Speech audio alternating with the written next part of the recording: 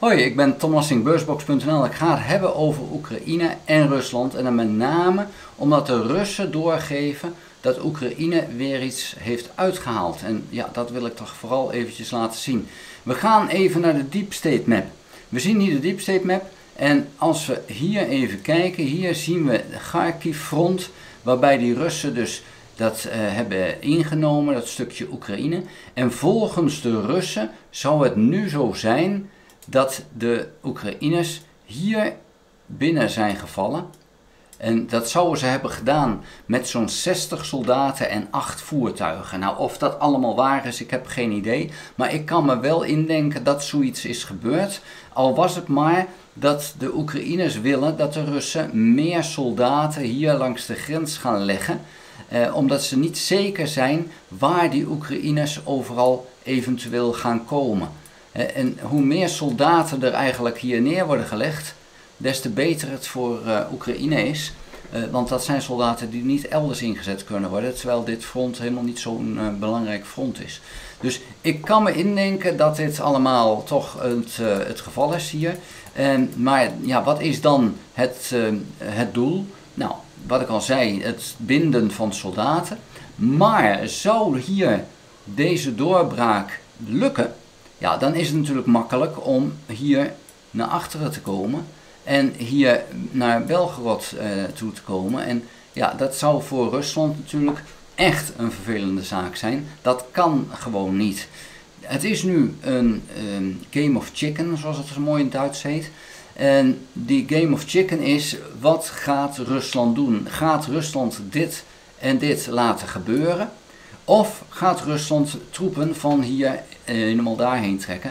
En is het zomeroffensief wat ze in Oost-Oekraïne aan het uitvoeren zijn, is dat dan ten einde? Nou, dat is nu dus gaande, dat spel wordt gespeeld.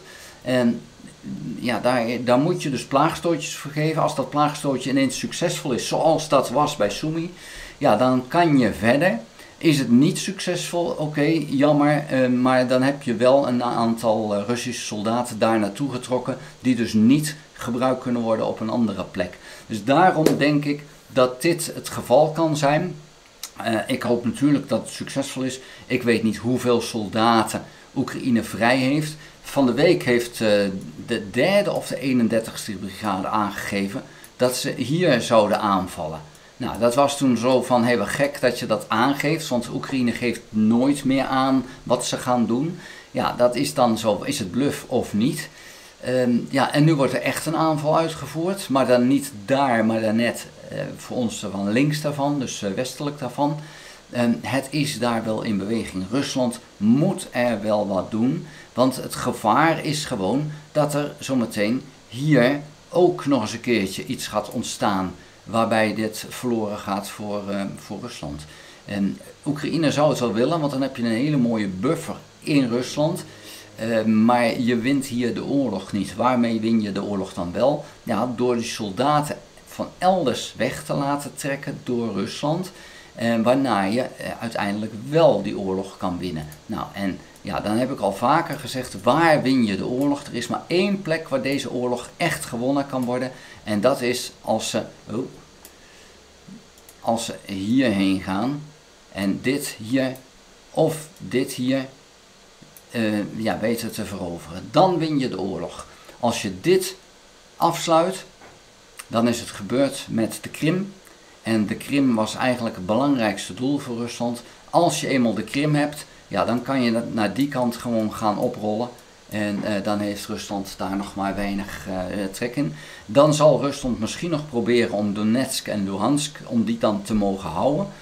Daar kan je nog altijd over onderhandelen, maar ik denk dat op het moment dat dit zou lukken, en dat is een hele grote stap als het al zou lukken, dan gaat Oekraïne ook door voor alles, denk ik. Maar goed, zover is het nog lang niet, want dit kleine aanvalletje in die Koersk-omgeving, ja, dat is maar de vraag of het meer is dan een plaagstoot. Daar wil ik het voor nu bij laten. Vond je de video interessant? Geef een duim. Heb je nog geen abonnement op dit kanaal? Log in op YouTube en abonneer je op dit kanaal. Druk dan ook op het belletje en dan krijg je een notificatie als ik een volgende video gemaakt heb.